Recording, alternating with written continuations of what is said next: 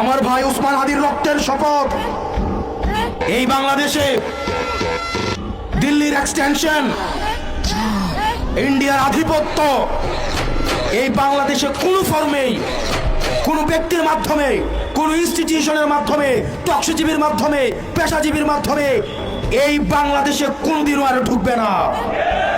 প্রিয় বাংলাদেশবাসী, আপনাদের ঐক্যবদ্ধ থাকতে হবে।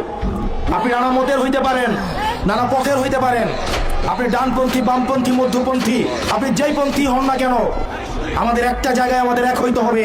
আমরা এইখানে যারা আছি আমরা হচ্ছে বাংলাদেশপন্থী। আপনি কি হাত উপরে বাঁধবেন নাকি মাঝে বাঁধবেন? আপনি কি হাত ছেড়ে নামাজ পড়বেন নাকি বেঁধে নামাজ পড়বেন? আপনি ডানপন্থী হবেন নাকি বামপন্থী হবেন? মিলাদ পড়বেন কি পড়বেন না?